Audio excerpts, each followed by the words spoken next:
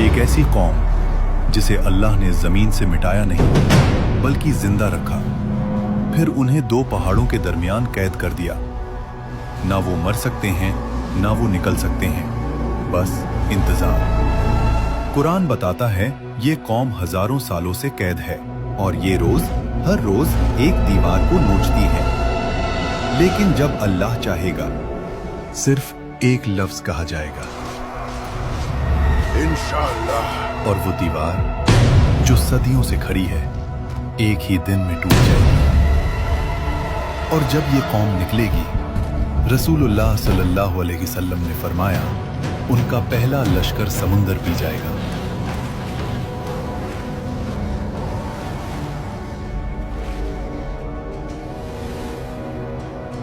और जब आखिरी लश्कर गुजरेगा तो कहेगा, यहां कभी पानी हुआ करता था। सोचिए, समंदर खाली, और ये वाकया सिर्फ कुरान में नहीं, तौरात, इंजील और यहूदी तारीख सब ने इस तबाही का जिक्र किया है। ये कौम है याजूज माजूज, एक ऐसी कौम जो एक बंद दीवार के पीछे कैद है, जो रोज उस दीवार को चाटते हैं, तोड़ना चाहते हैं और फिर कहते हैं,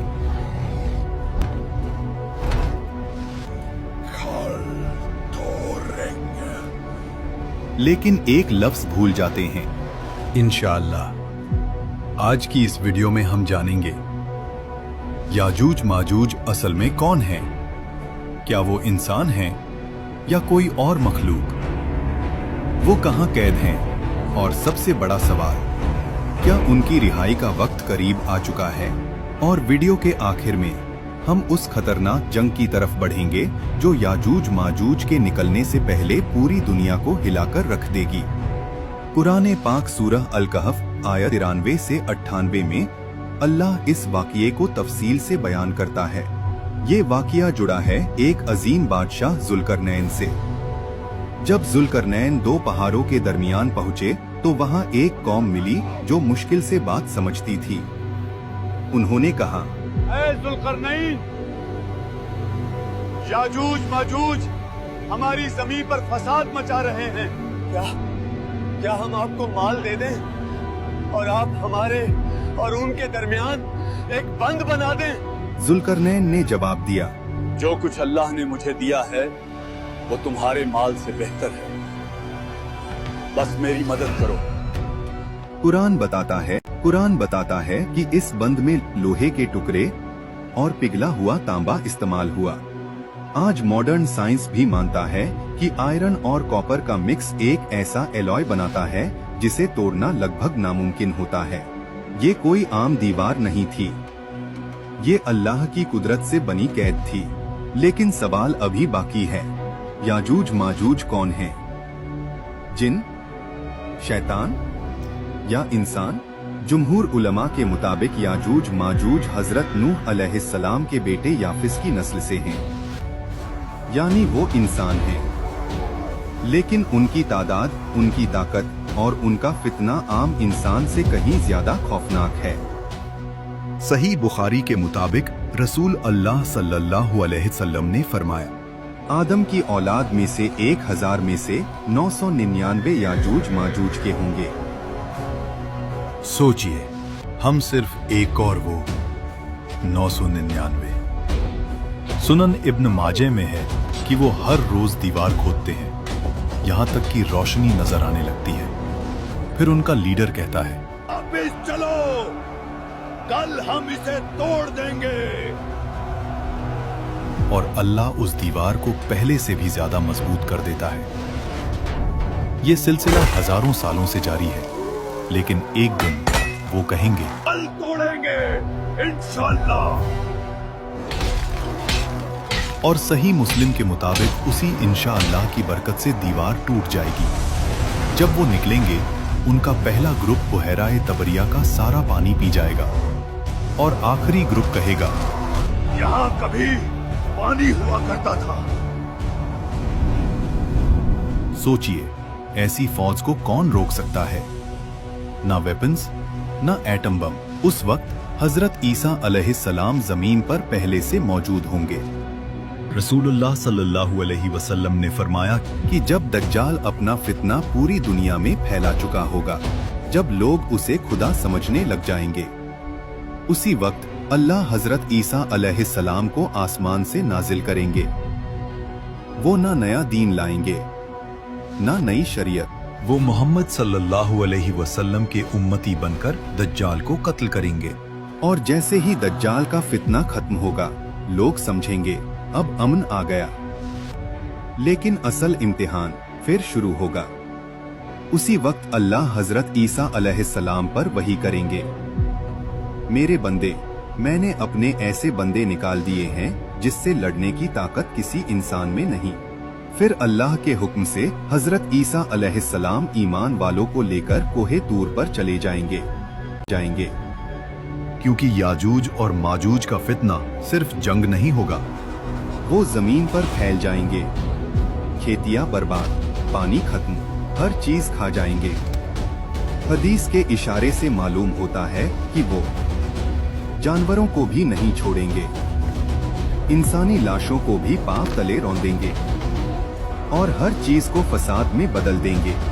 ये फितना सिर्फ कत्ल का नहीं, पूरी जिंदगी खत्म कर देने का फितना होगा। लोग भूख से मरने लगेंगे, जमीन पर रहना नामुमकिन हो जाएगा।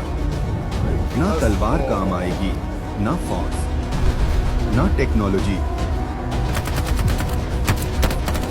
अल्लाह का हुक्म हो चुका है, अब तुम्हारी गोलियां सिर्फ आवाज में।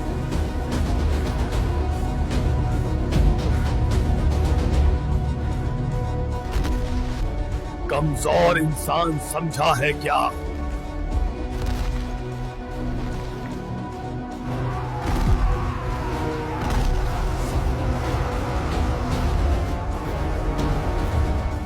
पकड़ो इनको,